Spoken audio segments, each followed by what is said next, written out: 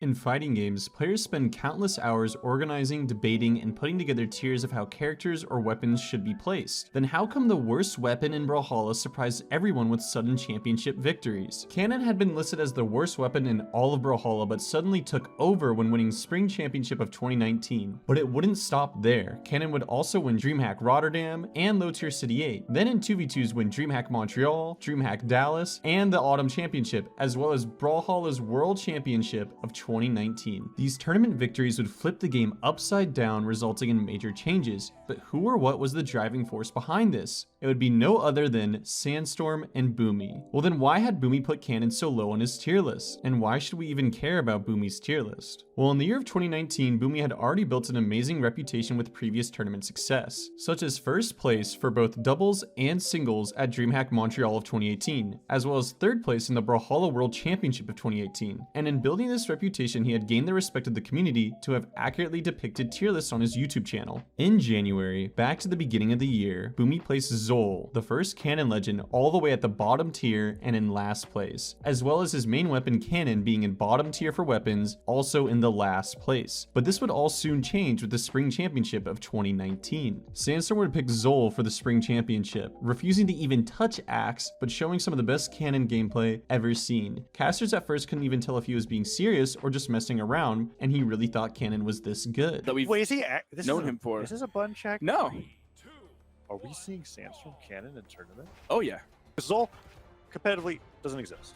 So why did he only use Cannon? Cannon is a string weapon, and looking at Sandstorm's history, he isn't much of a fan of anything but string weapons. Additionally, Sandstorm came from a game called Smash 4, and in Smash 4, unlike Brawlhalla, the air dodge mechanic is not able to go in any other direction than neutral, falling downwards towards the stage. So reading air dodges often led to huge combos. On top of looking for air dodges, Sandstorm also played Ken and Ryu, who hit long stringing combos to knock out their opponent. This combo playstyle carried heavily into Brawlhalla with a natural attraction to string category weapons. String weapons do less damage but attack quicker, leading for follow-up attack potential. If you've watched Sandstorm before, it may surprise you that he wanted to play blasters as his main string weapon, and he always had a strong affinity towards Nyx because of it. In the previous tournament, Final Round 2019, Sandstorm used two string weapons to win, using gauntlets and scythe, then out of nowhere switching to Zol for the 2019 Spring Championship. Not dropping a single set all the way to Grand Finals, we got to see why he had chose Cannon. What's amazing about low tier picks is that they are commonly overlooked until a very smart player picks them up. Let's hop games for a moment. Katana, a generally overlooked low tier character, became the favorable pick of Sonic Fox for Mortal Kombat 10, specifically the Royal Storm version, which was voted 89th in character variation, putting it barely in the top 100. Then of course, after a tournament win, other pros would call Sonic Fox out. This led to the infamous first to 10 money match where Sonic Fox would win 10-0, defeating Perfect Legend. So, instead of calling other pros out on their strategy, why not join them? Boomie is the king of changing Brawlhalla. And why do I say this? Well, Boomie is the reason we slip off of walls after too many jumps. Boomie is the reason Gun's D-Light recovery was nerfed, and Boomie is the reason Cannon had to be reworked. Let me explain. DreamHack Rotterdam 2019 was the perfect time for Boomie to show off his ability to adapt and master the meta. Out of nowhere, we see Isaiah, one of Brawlhalla's least played legends, sprinting up the bracket. Boomie from the start has been a blaster's main, and at the time D-Light recovery was incredible for early knockouts. If Boomie could put together a decent Cannon game, he could potentially win Grand Finals for Rotterdam, and this would be massive momentum winning the last LAN of the year headed into the World Championships. But there's one thing in his way. He had to deal with his bracket demons, Wrenched and Sandstorm, the only two people that could stop his bracket runs during the Big 3 era. Not only would he defeat Wrenched, who's notorious for knocking Boomie along with Sandstorm into the losers bracket, but Boomie would later lose to Viper, putting himself against Sandstorm in losers finals. When watching the set in 2019, I remember getting multiple noise complaints from my downstairs neighbors because I couldn't believe the fact that Boomie had just knocked Sandstorm out of the bracket in a LAN tournament. Boomie would find himself in Grand Finals, but with the use of gun delay to recovery and heavy cannon strings, he took first place at Rotterdam. So what did this mean for Cannon at the World Championship? Cannon may not have been the first pick for the 1v1s tournament, but in the Brawlhalla World Championship 2v2 tournament, our two heroes in this story are also teammates. Boomie has always been known as the better 2v2 player, but Sandstorm has an adept ability at keeping up with combos that led to a crazy playstyle. Instead of focusing on traditional 2v2 picks, Boomie and Sandstorm set themselves apart by focusing on team combos, switching out typical legend picks for Cassidy and Zol.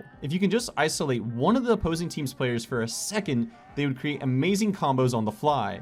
Using Zol's ridiculously long cannon animations and Cassidy's quick yet powerful knockback, Boomie and Sandstorm tore up the World Championship. However, this would be the peak of old Cannon, putting it atop the best weapons in all of Brawlhalla. But now that Cannon's kinda in the spotlight of things, what did this mean for the weapon? Well, anyone could assume that the weapon would be nerfed or changed a little bit, but a combination of the World Championship 2v2 performance plus Boomie's Rotterdam run would effectively change it forever. The moves that made the weapon so intense on its strings were greatly shifted. The neutral light was no longer quick and natural. To help with priority issues, Brawlhalla thought it'd be better to have it shoot out a light cannon blast. The side light also knocks up the opponent into the air, and the greatest change was the down air, shooting a cannon blast towards the ground. These changes weren't particularly bad, but they heavily impacted the string elements of the weapon. On the right side of things, you had to get really creative with cannon now, and you were able to travel at the speed of light across the map with your opponent if you hit combos correctly. So what did this mean for the future of the weapon? What now? Essentially, half the weapon has been reworked and its combos are much harder to pull off, but with perfect timing for cannon mains, the character Onyx was released only 2 months after the cannon rework. In a fitting fashion, Boomie's pick of Cassidy would also be heavily nerfed on her signature moves just after winning the Doubles World Championship. So just how long did it take for Cannon to be usable again? Half a year later, at Low Tier City 8, we finally got enough practice and adjustments to the weapons so that we could see Cannon take off. Literally take off with ability to fly off the stage. Onyx also had gauntlets, which is one of Sandstorm's most used weapons, so it was like the character was almost made for him. The new Cannon relied heavily on dodge reads and D-Light to dare. This would become Cannon's signature string, as well as the new side light being able to reach up and catch opponents out of the air. Onyx makes it all the way to Grand Finals, where on the big stage we finally get to see the new and improved Cannon combos. Unfortunately, this is also where we see some major flaws in Cannon's reworked attacks. The weapon had a terrible time knocking out, discouraging future use of Cannon. Besides a few good Cannon players like Pavelski, the future BCX winner of Europe, and the future's winter champion Snowy, we would not see very many Cannon players. Would this unfortunately mark the end for Cannon? It would certainly seem that way until a new pro, with talent compared to that of Sandstorm, would take interest in Cannon once again. So does this mean we can end this story on a happy note? Possibly, yeah it does. Luna won a recent $5,000 community tournament using only 9 dexterity Lin Fei. Sandstorm in the past took much interest in Lin Fei, but at the time Katars was really strong,